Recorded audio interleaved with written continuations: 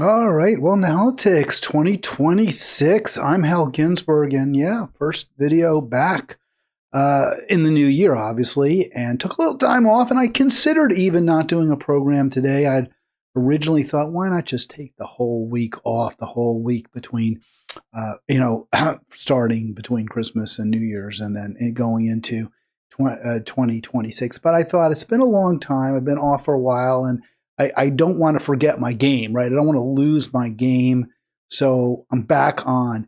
There was a real pause. I'm going to get into the stories, of course. By the way, always want to hear from you too. 240-242-5646. Always want to hear from you.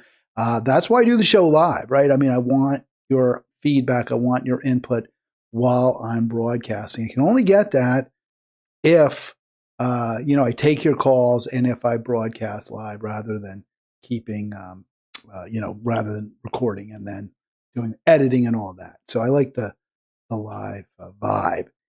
I thought, a lot to talk about. We'll get into some New Year's resolutions. We're going to get into the topics. I mean, the thing that struck me, though, about being off since last Wednesday, Wednesday was Christmas Eve, Wednesday the 24th, a week ago, Wednesday.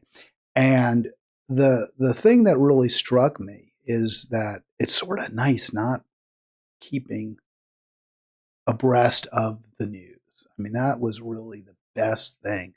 I did hear different stories, and my wife would tell me the latest Trump outrage and fret about, how bad things are, which they really, really are. But I wasn't doing what I do when I broadcast, which is really looking closely at news stories, not necessarily reading every story for sure, not reading the entire New York Times front page or any other media, but scanning, looking through my emails rather closely, trying to see what jumps out at me, what I can talk about, what is consistent with this particular podcast, Halitics.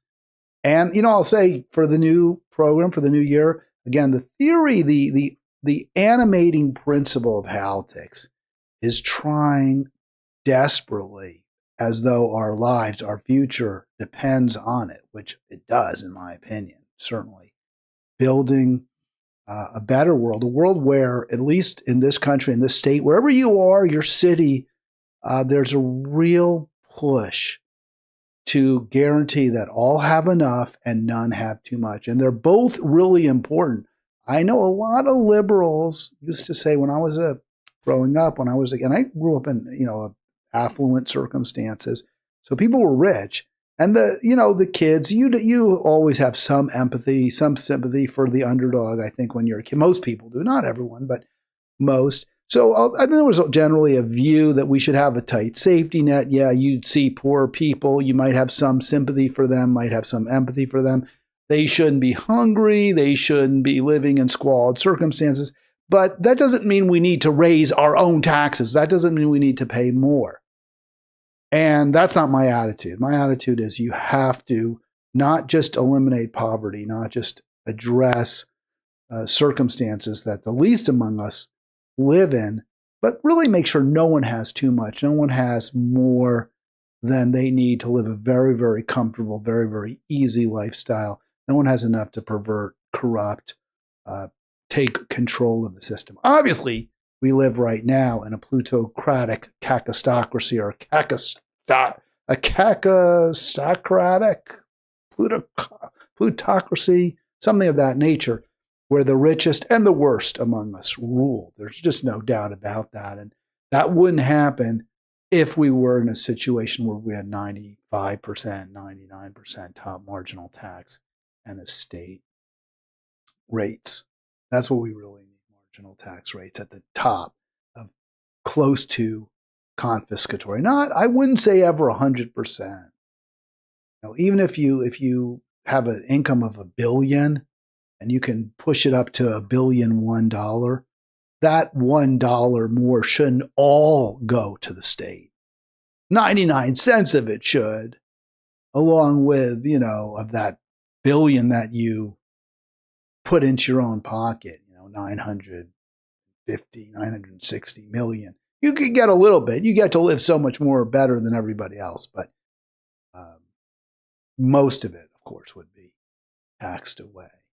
so that you can't control the system, so that you can't change the rules to benefit you and hurt everyone else. That's the animating principle behind Halitics. All should have enough, and none should have too much. We'll get into New Year's resolution. I have one resolution I want to talk about. We'll get to that.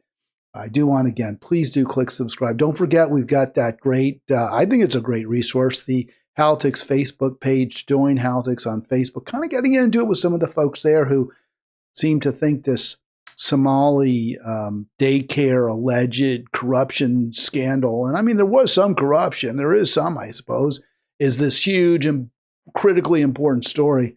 And it isn't, but it's disappointing that people fall for the, this distractions, right? The Trump, the erstwhile magician, pulling a rabbit out of his hat, the somehow Somali corruption, while directing your attention completely away from his efforts to to destroy Venezuela, to completely turn that country into the wasteland that our country has turned many places into, including Syria most recently, obviously Libya, center of the Middle East, Iraq, and the regions around it. These are all basically wastelands, power vacuums, anarchies because of American action. And Trump, Haiti, and Trump just wants to now turn Venezuela into that.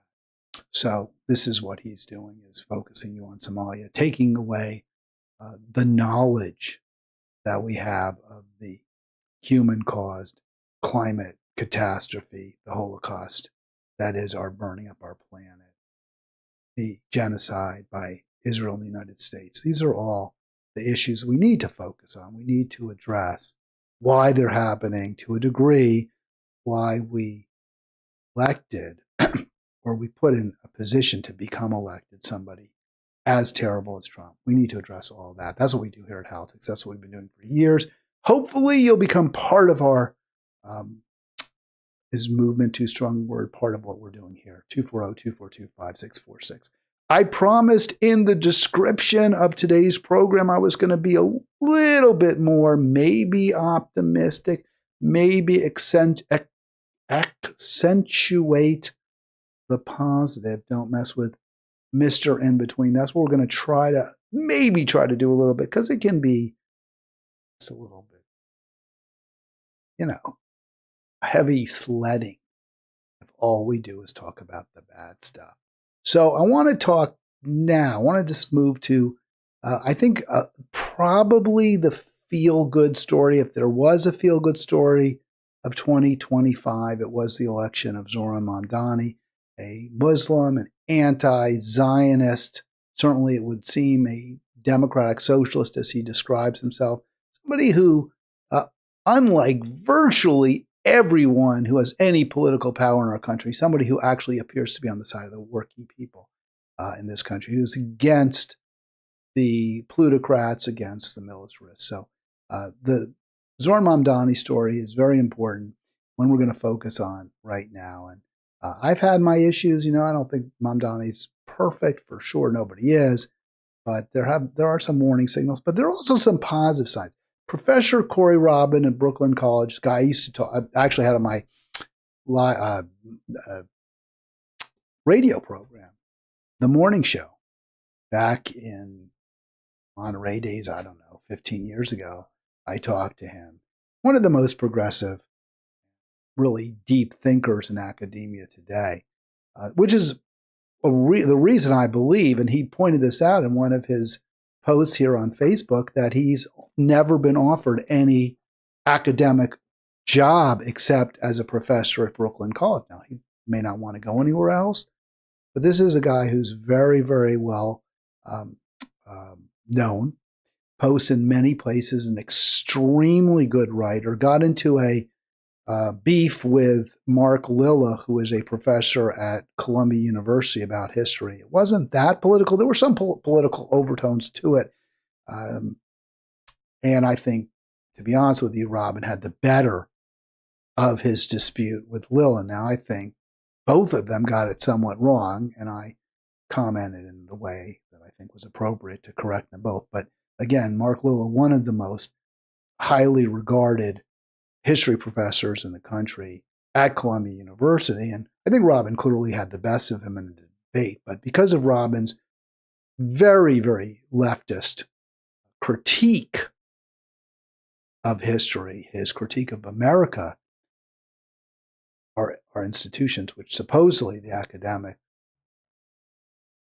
elites who are supposed to be so far to the left will not touch him with a 10-foot pole. He really likes Zoran Mamdani. I don't know if Robin's the one who first brought Mamdani to my full attention, but he may have been. And here's what he writes. One of the reasons, and I'm using this as an introduction because we'll play a good chunk of Mamdani's political speech in a moment, but I just thought this was a good introduction to it. One of the reasons I'm so excited about Zoran is that I feel like he gets us in his bones.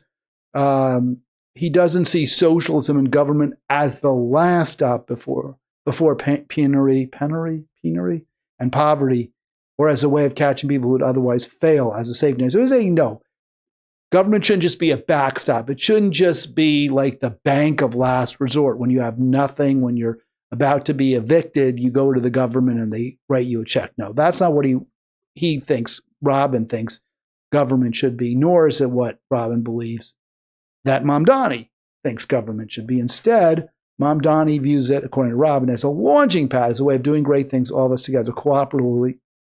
And when necessary, and I put this in highlight, I circled this or squared it, rectangled it, because I could not agree more. Yes, we must confront the evildoers consistently.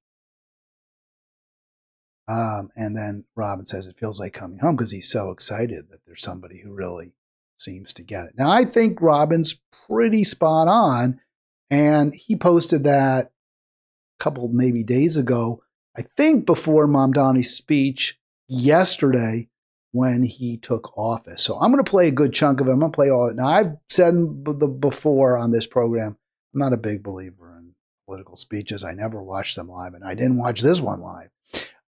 I think they're generally just, sales pitches or victory laps.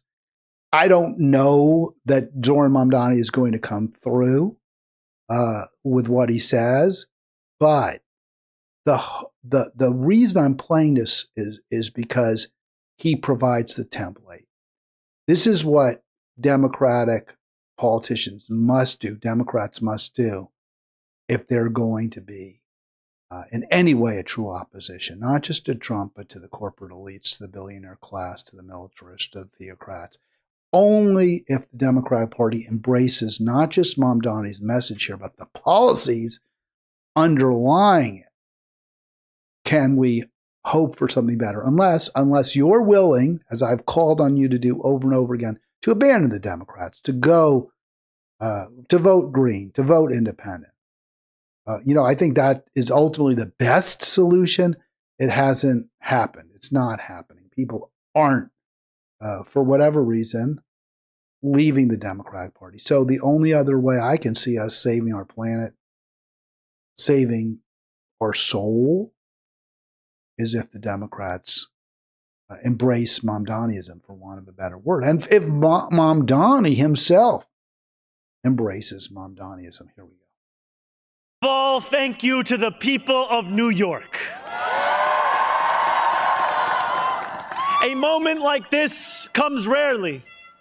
Seldom do we hold such an opportunity to transform and reinvent.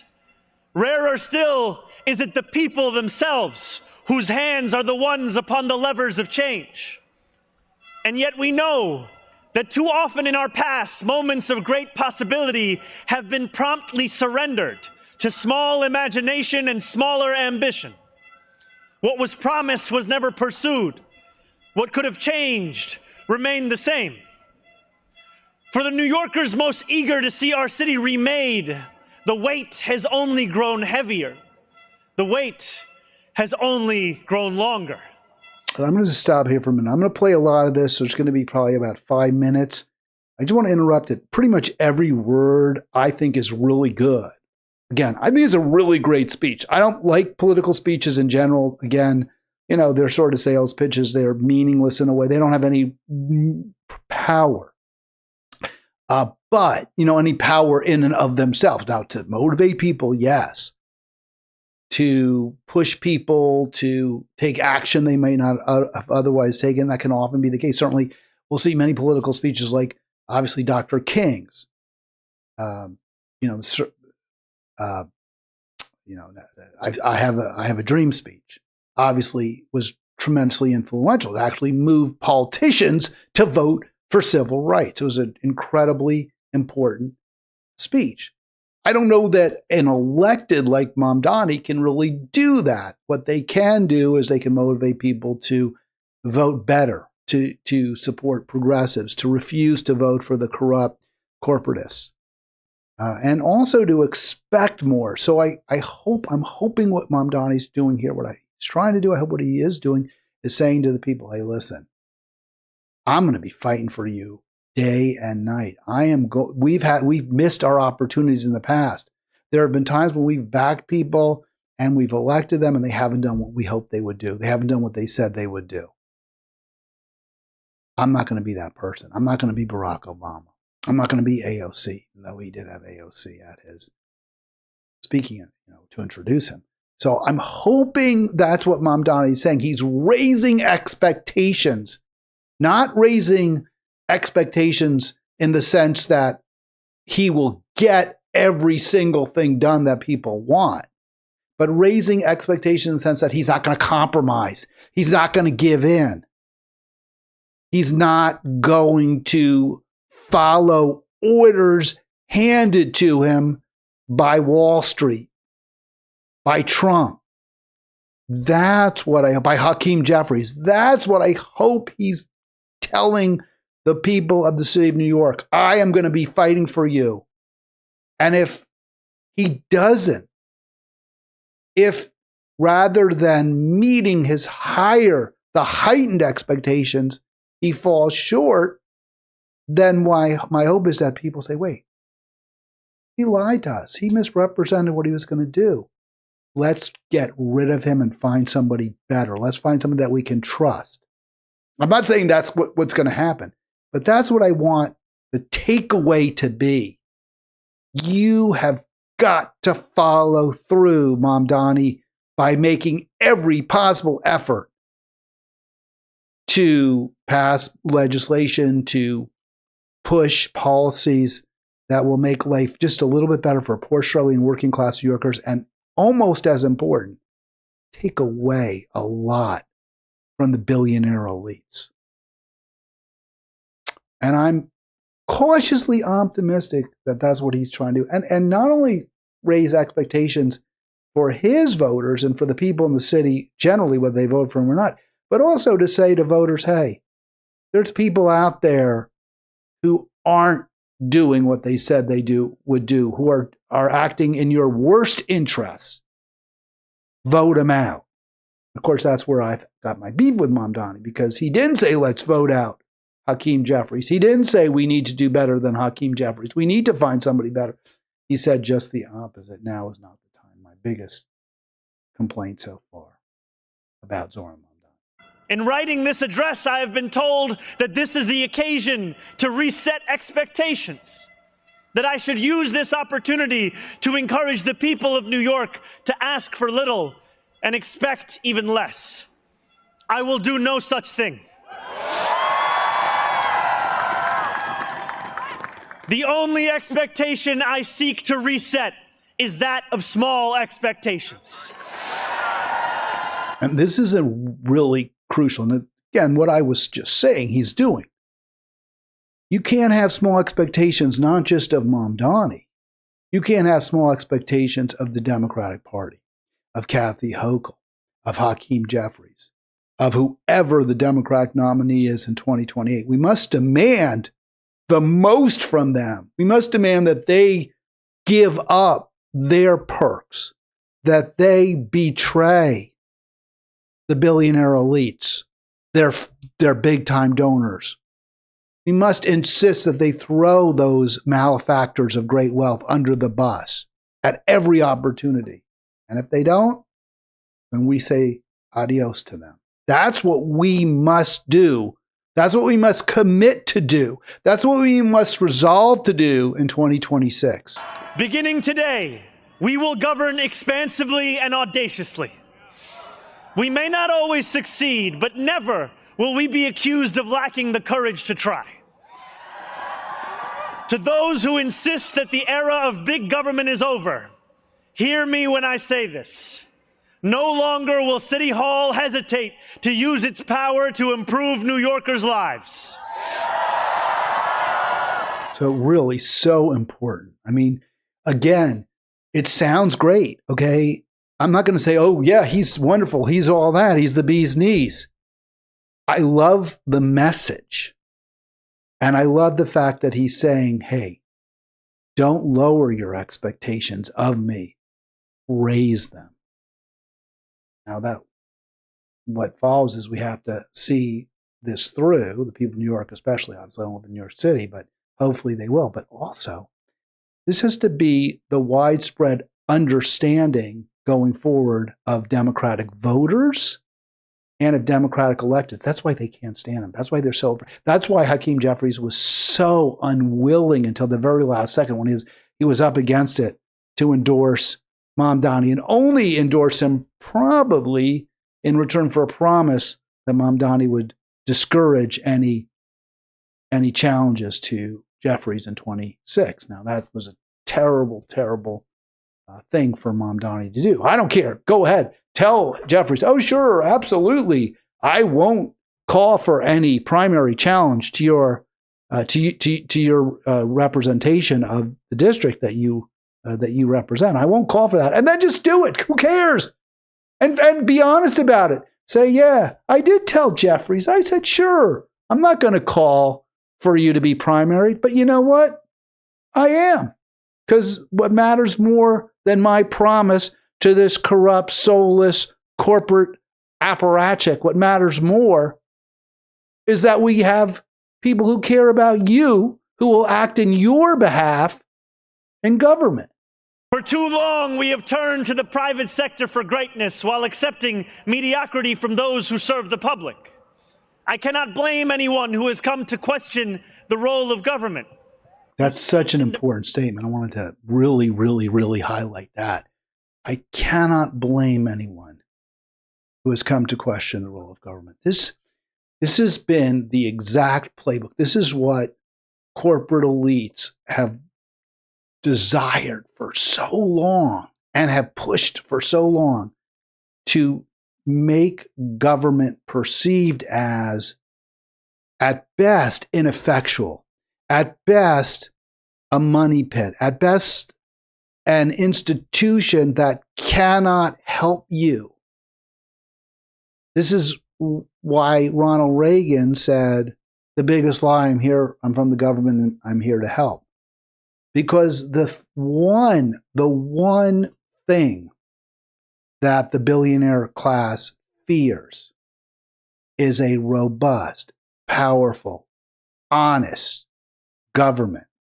One that will take them on, that will investigate their sleazy, low-rent tactics, that will raise their taxes to the point where they can no longer command enormous armies of people, corporate flunkies. That's what they fear. And they've done everything possible to weaken government, to take away its power, to declaw, to defang it, and to use it whenever possible against poor, struggling, working people. Mamdani say, I'm going to do just the opposite. That's not going to happen under my reign, under my rule, under my mayoralty. I'm not going to be Trump. I'm not going to be Obama. I mean, Obama did some good things. I'm not going to say Obama's not Trump. But Obama did expand the surveillance state greatly. And in many ways used government to help the billionaire elites, bailing out the big banks, not underwater homeowners, pushing for community destroying trade deals. We must demand more from our electeds or simply abandon their party. Mamdani's saying you got to demand more from me. And I will deliver, or I will try to deliver. I will do my utmost to deliver. This is the only way, folks. We're right now pretty much at 11:59. We're at 0 hour as we head into 26. Unless we can figure out a way to hold these electeds accountable, to strike the fear that they will lose their vote, our votes, if they don't do what is best for us, we're going to continue to lose that. Democracy has been eroded by decades of apathy. We will restore that trust by walking a different path. One where government is no longer solely the final recourse for those struggling. One where excellence is no longer the exception. We expect greatness from the cooks wielding 1,000 spices, from those who stride out onto our Broadway stages, and from our starting point guard at Madison Square Garden. Let us demand the same from those who work in government. In a city where the mere names of our streets are associated with the innovation of the industries that call them home, we will make the word City Hall synonymous with both resolve and results. All right, so again, I'm not, holding my breath that Mamdani will do these things, but it's a really, really important speech because it paves the way, it shows the way for a true democratic, with a small d, resurgence. An electorate that demands more from government, that holds leaders accountable, and that does not pause for a moment to replace them when they act in ways that contravene the best interests of the people. So we can only hope that's what happens with Mamdani. I wanted to play that because this really, in brief, in a relatively brief time, every word really counting, tells us what we have to do, tells us what we must demand from our leaders. Sadly, there are very few Mamdanis out there, if any. I did want to get into a little bit more with him now. So here's what, more for the point of just for those who may be discovering Halitics for the first time, or to reset the idea of what this podcast or video, why I'm doing this, because it kind of set it out in my response to Corey Robbins' post about just what a great guy, how great Mamdani is and why he really has optimism for him. And it's the whole idea, what you just heard, right? The whole idea presented that government can be a force for real good. It's not just there as a backstop for the people who are getting it in the neck. It's for all of us to come together and to build great things and to build things that help us all. I think that's what that's clearly what he's saying, and that's clearly what Corey Robin is saying. Here's what I wrote. I hope your optimism about Zoran is warranted. There have been several occasions where he has not responded in the way I would have preferred, specifically discouraging any primary challenge to Hakeem Jeffries. Now, some might say, well, why is that a big deal? Because Jeffries is standing in the way of exactly what Mamdani is talking about. Jeffries has fought against, for example, clawing money back, clawing billions and billions of dollars that we're spending to promote a genocide. He's for spending that money. Obviously, that is not just a waste, it's just the most heinous use of our tax dollars. He has been promoting war with Russia, endless, ceaseless war with Russia that has succeeded in pretty much destroying Ukraine altogether. And again, costs the American Treasury probably over $1 trillion, well over $1 trillion at this point. So incredibly wasteful, incredibly problematic Hakeem Jeffries, corrupt Hakeem Jeffries. Hakeem Jeffries stands foursquare in opposition to what Zoran Mamdani just promoted. So I don't know how you could ever discourage a primary challenge or discourage in general a challenge. We'll get into whether the Chiose was the right person in a moment. And I'm treading old ground, but I want to be clear. This is why I'm somewhat skeptical. This is why I'm somewhat pessimistic. And I'll get into why I'm somewhat more optimistic. But yeah, the goal here, government should provide a level playing field, which virtually all have a great opportunity, not just to achieve in the areas that they find most congenial, but also to guarantee a highly progressive tax system, rights to healthcare, education, secure home, culture, et cetera, that all have enough and not have too much. I don't think any of that, by the way, is in the least bit controversial. It's only looked at askance because media is controlled by billionaires, because they mock and try to shame anyone who calls for a just or fair society, demanding a fair society. I showed that comment by me also because I thought this was such an interesting response to it online. And I really did want to share this. We'll get to some other comments too. By the way, again, if you want to call me directly so you don't have to see what other people say, but want to know but want to share with me what you believe, please do so. 240-242-5646, 240-242-5646. Let me see if I can get this entire comment on screen for you. So what this commenter said, and you can see I don't generally put the names of the commenters on screen unless they're people or somebody that's on the show or something of that nature. So what they had to say was, allow me to disagree, Ray Jeffries, right? Because my whole concern about Mamdani was that he discouraged a run. He said now is not the time to primary this corrupt Wall Street puppet. Allow me to disagree regarding Jeffries. Now, I loathe Jeffries and I adore Chiose, but who was the man who was had floated a primary challenge, and he was pretty much shot down by DSA, by Mamdani, and by AOC, not incidentally. I adored Chiose, but Mamdani showed wisdom here. If the NY left toppled the man who would have otherwise become the first black House Speaker in U.S. history, would have brought down upon us a vengeance from many, many, many, many people across the city, state, and even country that could make a misery of the work of his mayoralty, the squad in Congress, the SIO caucus in the New York State legislature, and the left's work overall. We should trust him.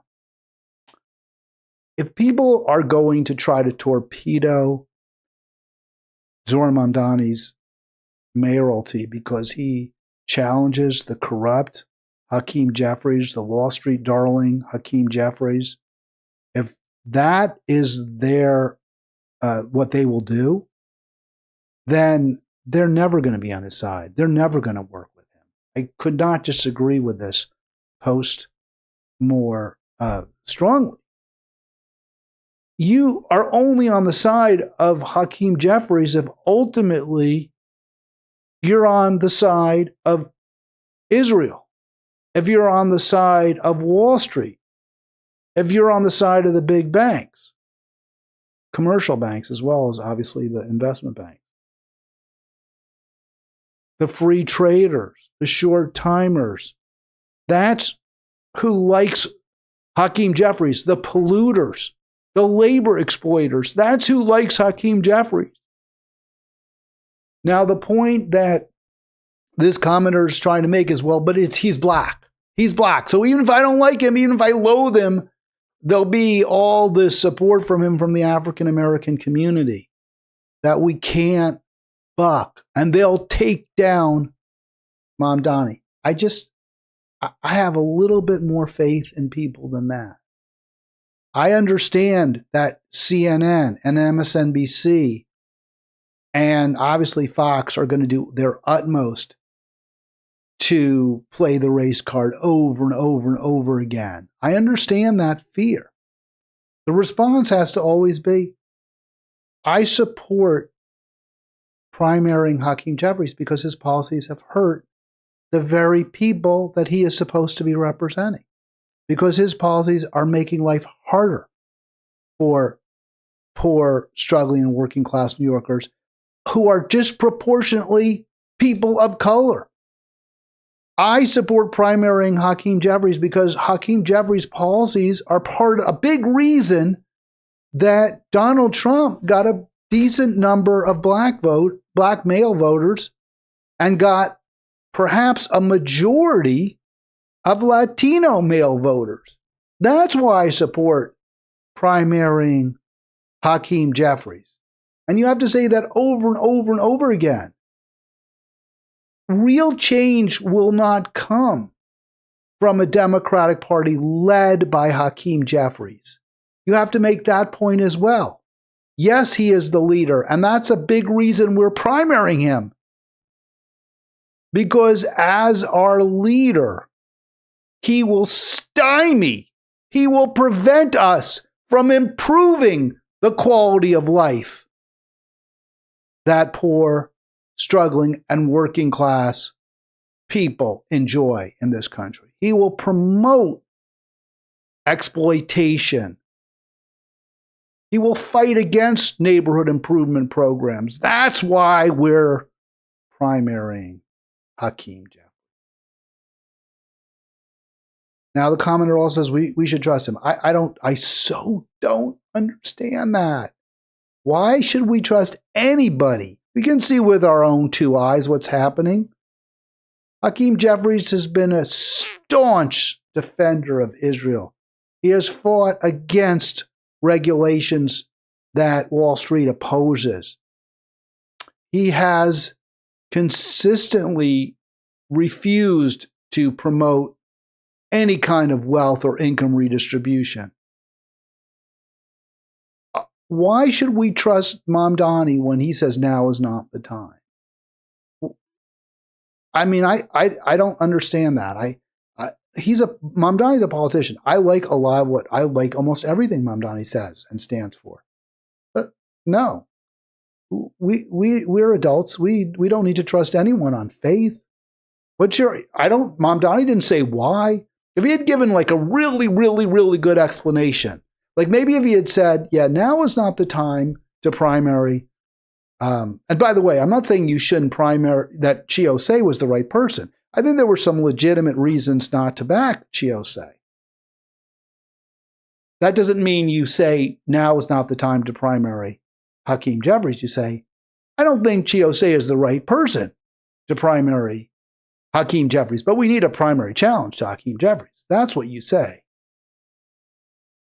If Mamdani said, let me tell you why, because I can understand why so many of you would have real problems with Hakeem Jeffries. But let me tell you why. I've had private conversations with him. And I really and truly have been persuaded that to date, he has played the long game. He has pretended to be on the side of the billionaire elites.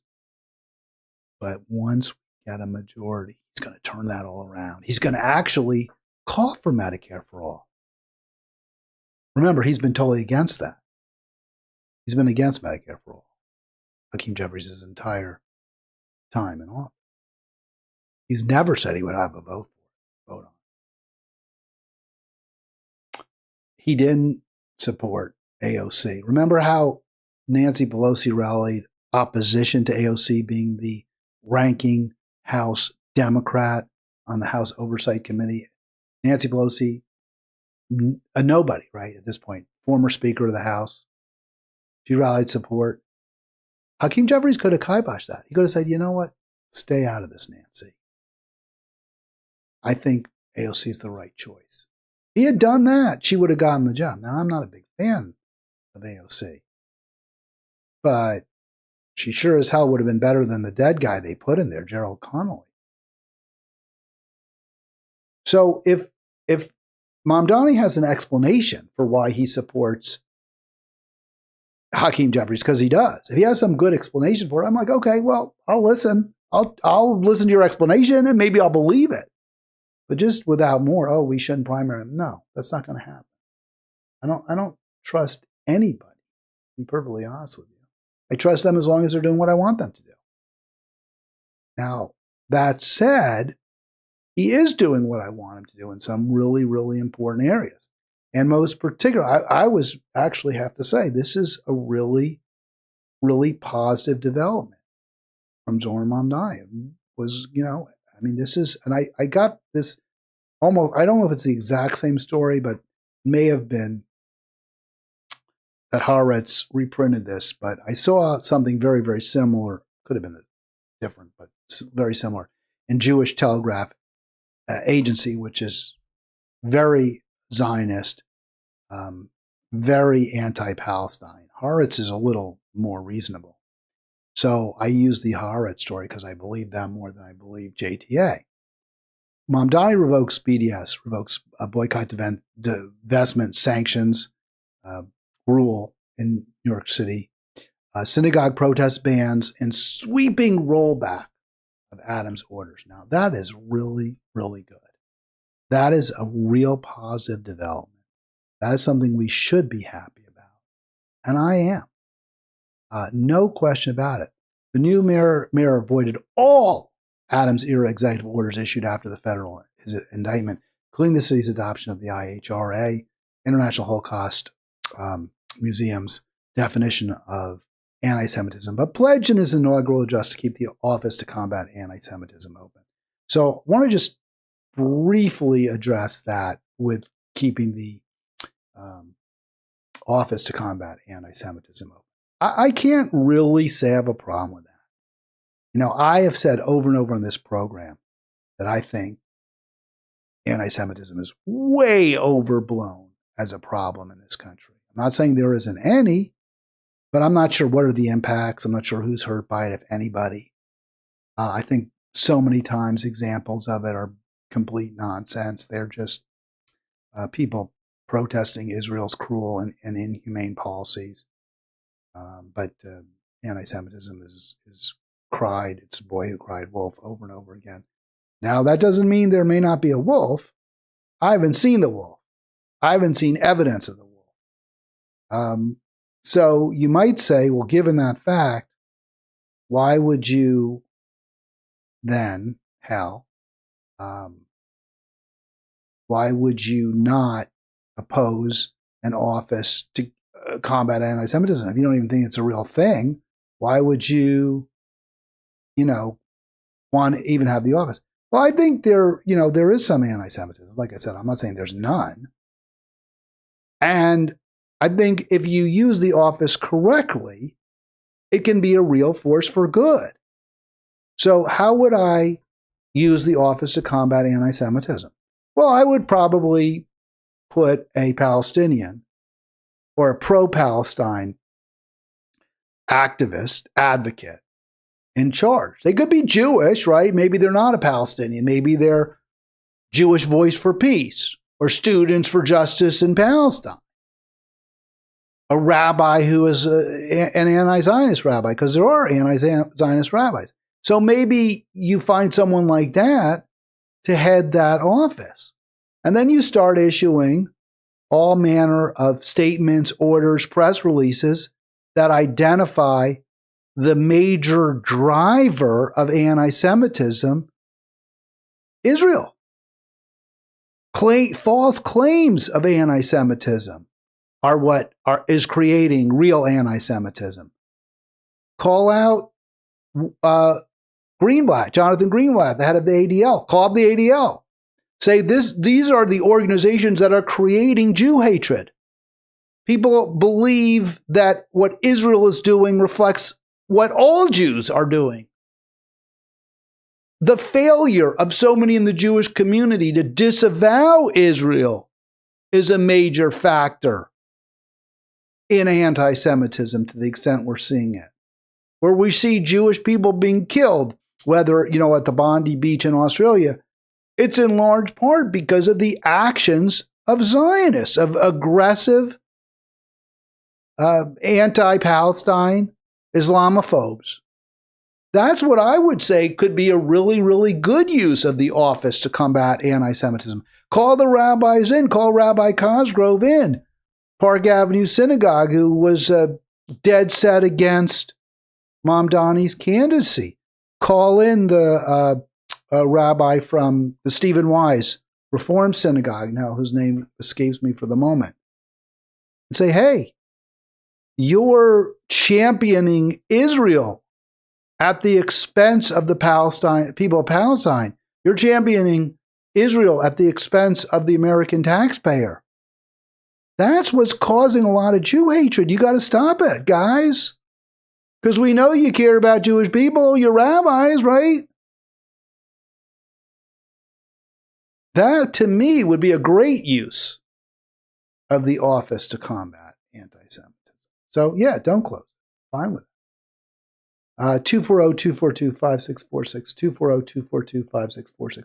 But what was included in the order, yeah, he's keeping open the Office to Combat Anti-Semitism. Mamdani is keeping that open. But what he isn't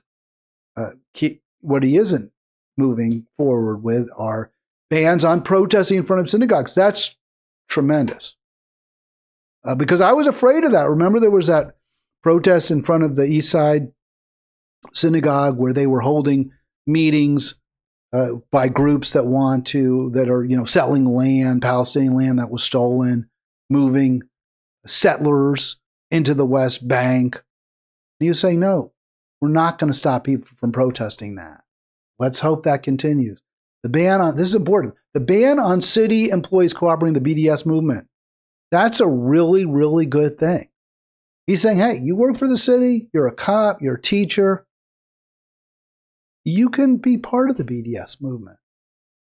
And you're off hours. It's not like you're going to go ahead and, wear pins and stuff at work. That violates the Hatch Act, among other things. But yeah, on your off hours, you want to write letters in support of BDS, you want to post on social media in support of BDS, have at it. Boycott, divestment, and sanctions. That's really, really good. Of course, that's free speech. And also, no, we're not going to adopt the International Holocaust Remembrance Alliance or whatever. I call it the museum, but it's all part of the same ball of wax, controversial definition of anti-Semitism, which equates legitimate criticism. Look, even if it's illegitimate criticism of Israel is not necessarily anti-Semitism. And Mamdani saying, no, that's not going to be part of our administration. So Mamdani doing something really, really, really good. And I want to just give him major for that. Right off the bat. Doing the right thing. 240-242-5646 would love to talk to you. Got this really nice text from a close friend, and I cut and pasted it, and it did an awful job of copying and pasting, for which I totally apologize. But I couldn't really figure out a better way.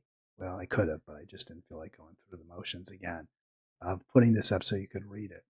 But this is what my dear friend said about Mamdani. I'll just reproduce the whole text here. So, how is your podcast going? I'm sure you are thrilled with Mamdani. Yes, I am. You know me well. My friends are all horrified. But I don't feel that way. I'm hoping he can accomplish at least some of the things he plans to do. I double copied at least. I know we need a change in the Dem Party, so hopefully he's a positive one. So love this text. And I want to say, first of all, that before I get to my friends are all horrified, because that to me really jumped out at me. But, and by the way, just for whatever it's worth, the person who posted this happens to be Jewish. Or who didn't post it, but shared it with me. But what I love about this is I know we need a change in the Dem Party. This is so what people believe. This is what so many Democrats, this is a person who's a super loyal Democrat, completely against Trump, voted for Harris. We got into it about that, like they were annoyed, upset with me, like so many of you are, that I voted for Harris. And yet they understand, no, the Democrat Party is a huge part of the problem. We need to change it. We need to go in a different direction. Hopefully, Mamdani will take us in that direction. So this is why it's so important that he do that he follow through. Because people are just we're just overwrought. We don't know where to go. We don't know where to turn. And we know the party hasn't been on our side. So yes, got to accomplish things, Mamdani. You've got to make life better for the non 99%. My friends are all. This is a sentiment I've heard from others, close family members. So true.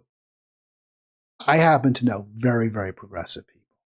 I happen to be close to people who are far to the left, in part because on Israel, in part because I am. I've spoken to them about it, and I've taught them. Not a lot of people don't buy my stories, don't agree with what I have to say, but many do. By the way, Don, Hakeem needs to bow out. Nobody but AIPAC likes him. Yeah, I was going to make that point. I want to just get to this because I really like that comment.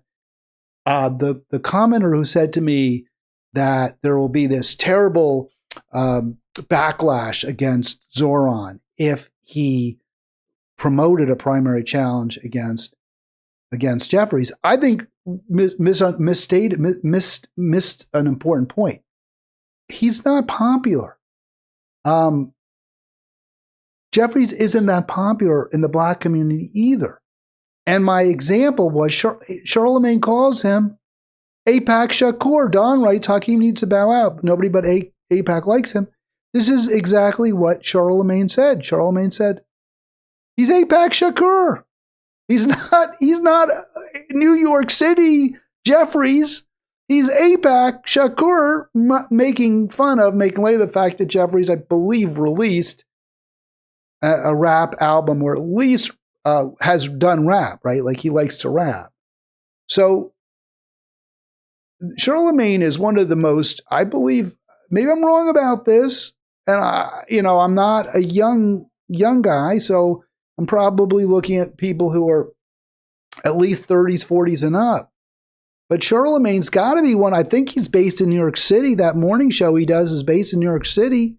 He's got to be one of the most influential people when it comes to the New York City's black community. He has a lot of power there. A lot of people listen to what he has to say.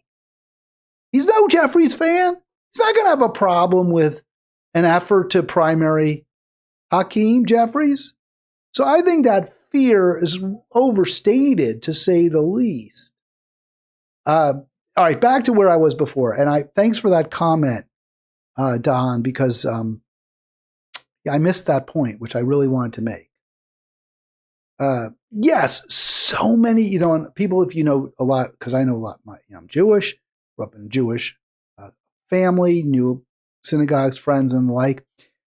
So many Jewish people. And I hang out with the younger ones because I'm part of Jewish Voice for Peace and stuff. And there are some seniors too. I'm not the oldest even in our group.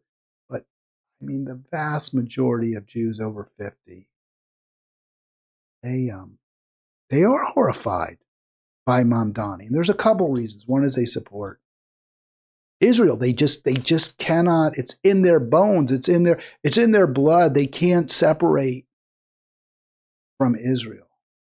It doesn't matter what evidence is adduced. Israel's crimes, Israel's inhumanity. They just can't. The cognitive distance is just too great. So instead of saying, okay, the facts prove that my allegiance to Israel is misplaced, that Israel is a bad actor, that Israel's leadership, Israel's army, they are terrible people. That's what the facts prove.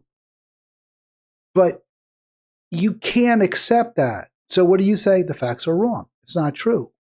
Everyone's against us. They're all liars. And you cling to any little tiny detail that might kind of support your view. And you become ever more trenched in your viewpoint. So that's why my friends are horrified. Because Mamdani's saying, no, we don't need to support Israel. No, Israel's not our ally. No, Israel's not doing the right thing. They can't accept that. Can't. So they have to be horrified by the man himself because he completely debunks their nonsense. All right, 240-242-5646. Almost one. We're moving through the program in a lively fashion. I wanted to share this and talk a lot about social media. I saw this. This was posted by some BS pop-up group on Facebook, which, by the way, now Instagram, owned by Mark Zuckerberg, has suspended with the intent, I think, to ban Brianna Joy Gray, which is horrific. Just pure control of media by Israel, because she is very critical. She's a very powerful anti-Israel voice. And this is something that we have to be very, very alert to. Suppression of speech based on criticism of Israel. Very, very scary. That's what's happening. I'm glad Google hasn't gone to that degree. Fortunately, with YouTube, we need alternative sources of media. We need to have truly robust, competitive media landscape with many, many, many voices, none of which we are dependent on. That's really important. We don't have it. We aren't going to get it because that's precisely what the elites don't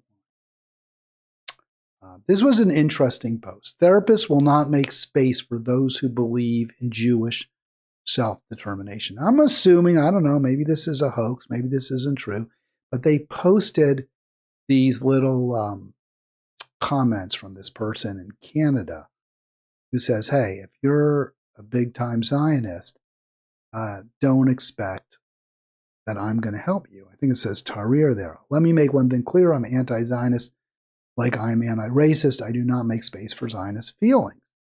Do not ever come to me with your Zionist fragility. You will not get my welcoming and empathetic side. Right? Empathetic and empathic are synonyms. You will receive a clear boundary because the love and inherent dignity I have for my people always come before your dehumanization of them. And some group called Physicians Against Anti-Semitism posted that, and it says that it's Tahrir therapy. So I'm going to assume it's true. Maybe that's a hoax. That's a big mistake, Tahrir therapy. You shouldn't have posted that. Why wouldn't you welcome Zionists? Have them come on in and use this as an opportunity to try to bring out their empathy. Maybe they have some, right? Try to, expose them to the truth.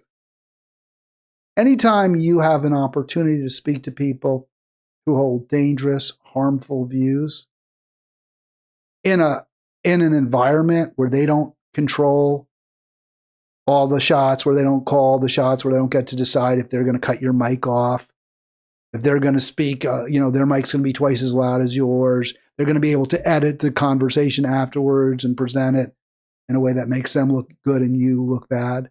Anytime you can have, you can actually control the playing field if they're coming to you for therapy. Don't dissuade them, welcome them. I think this was a missed opportunity by Tahrir therapy, assuming that's such a thing. But no, we should not close the door to conversation. If we believe we're right, and Tahrir therapy is most certainly right in defending the humanity of the Palestinian people who are being destroyed by Israel, when you know you're right, why would you ever cut off conversation with people who are wrong? As long as, again, they don't control the microphone, they can't shut you off at any time, they can't humiliate you. And if it's your therapy place, they can't. So, yeah, that was a mistake, Tahrir. Gosh, I have some more stories. Gone through the hour pretty quickly. I just really want to, not going to talk about the mostly bogus claims of all this corruption in Somali daycare centers. I mean, I know there's a scandal, right? A lot of Somalis were investigated, I think, and were found guilty, I believe, during the Biden administration. But now this Trump Z has posted some video and is again trying to gin up hatred and phobia against Somalis, knowing that this is exactly what Trump wants. Trump is really afraid of, can't stand Ilhan Omar, and this is a way for him to Ilhan Omar. So this is a way for him to try to, I guess, go after her because he's such a vindictive, nasty person. But it's overstated, it's overblown. It's not even clear there's much there at this point. And yes, if there is corruption, it should be prosecuted. But to try to condemn an entire group of people, the people who are, by the way, being exploited, these daycare centers, if there is corruption, if taxpayer money is going to line the pockets of a few corrupt daycare executives or whatever they are, that's hurting the community itself. That's where our sympathy should lie, with the children, the family. It's so sad that this is being used, and also so foreseeable, being used to try to demonize a group of people who are just trying to live their lives as best they can. It's a big distraction from what's really happening, what's really matters, in the end, in the bigger picture. One really scary story. I'm just going to briefly talk about this. I think folks know, anyone who's been following me, that I think, and I've said for many, many years, that the scariest challenge we face is the climate holocaust, the human-caused burning of our planet by our never-ending, ever-increasing consumption of fossil fuels. And I put that a little bit beneath in the hierarchy of the most critical challenges we face as a nation, Israeli genocide of Palestine, because the U.S. has been so supportive of that, as bipartisan support for that heinous crime. But probably long term, in terms of the ultimate harm, maybe this is even worse. Trump all in, not just for genocide, but also ecocide. So NASA's largest library is closing amid staff and lab cuts. We know NASA has been about the biggest compiler of data on the climate, temperature change, on records being broken, on whatever the weather is like, both in the atmosphere, obviously because they're in the atmosphere, but also on land, in the water. NASA is incredibly important. Right now, that data, which includes unique documents from the early 20th century, by the way, very important. Those weather-related documents are important because they help us see and map changes in temperatures. They're going to be thrown out. I mean, isn't that amazing? We're just going to throw them out. We're closing the library's closed as of today. Just announces this. We're going to close it.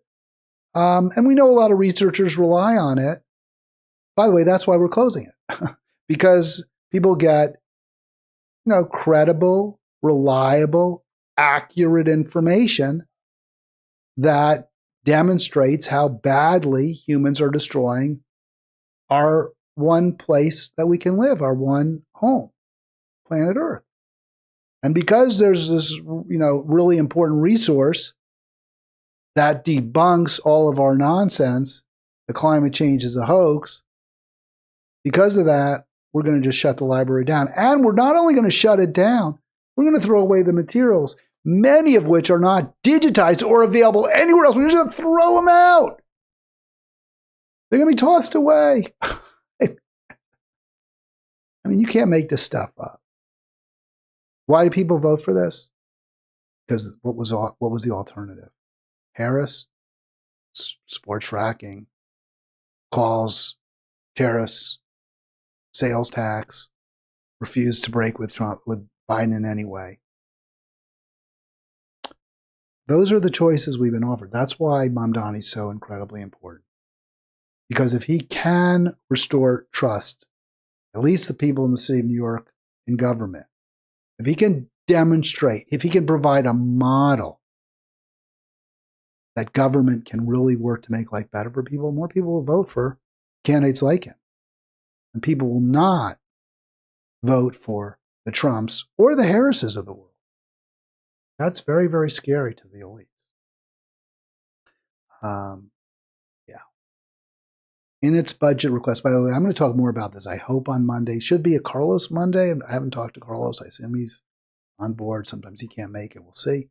Should be a Carlos Monday. We're going to have some great new guests coming up. Going to try to have more politicians, more people running for office. We had both Arif Wali and Ethan Wechtluck on the end of December. Great guests, really good videos. I hope you'll check those out. In its budget request to Congress in June, the Trump administration proposed slashing NASA's budget by almost 25%. And the science arm, right, which includes climate and earth science, the data, the critically important information and evidence that tells us just how important it is that we stand up to the billionaire elites, to the corporatists, that we stop burning fossil fuels, that we stop looking at growth as an inalienable right and as a positive good. Trump wants to cut that by 50%. No more grants, or far fewer grants too, far fewer government grants. You're a scientist, you're a researcher, you go to the profit sector, the for-profit sector, the corporate sector for grants, which ensures that almost all research that's going to be done, at least that's going to be published, the results of research that are published will not detail, will not document the terrible harm that these corporations are doing to our planet. That's what Trump wanted. And by the way, that's not what the Democratic Party has opposed. The Democratic Party hasn't stood up and said, we've got to stop the corruption of our science. We've got to stop the theft of resources, research that's a century old and thrown down the drain. The Democratic Party hasn't been saying that. Unless we can somehow figure a way to change it, or to change ourselves so we no longer vote for bad actors, for corrupt actors, regardless of political party, we're doomed. It's just that simple. Before we go, I did want to talk about this briefly. People do New Year's resolutions, right? So I kind of changed it. Here's from Parade. Just to read Parade. Don't really read anymore because it comes in the newspaper. I just read the paper online. But I changed it from New Year's resolutions to New Year's aspirations. These goals for the new year are attainable and fun. So I don't know what their goals are, but one aspiration I'm going to voice, I'm really, really, really going to try to do a better job with editing my videos after the fact, cutting them up and putting up shorts and shorter form videos, because I know those do better in terms of views. So that's my aspiration. That's my one aspiration. And I was going to just say one other thing. I've heard from people, some say, you got to dress up better. You got to do your hair, this or that.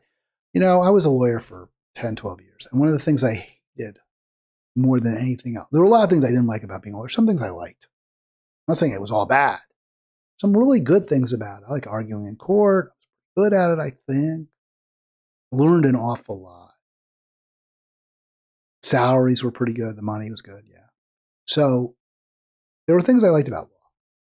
But one thing I hated was wearing those suits, dressing up. I couldn't stand it. So uncomfortable. The best thing about leaving law, not wearing suits.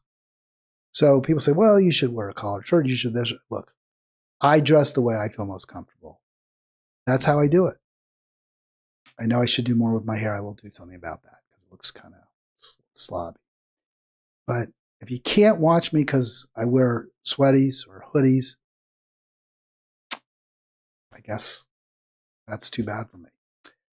Enjoy your weekend. Thanks so much for being part of Halitics. I really look forward to continuing the conversation with you, and hope to see you in Halitics on Facebook, as well as hope to hear from you in the new year. Yeah, and don't forget, if you haven't yet done so, become a subscriber. And if you have become a subscriber, share the videos with your friends, family, anybody you think would be interested. I'll be back Monday. Enjoy your week.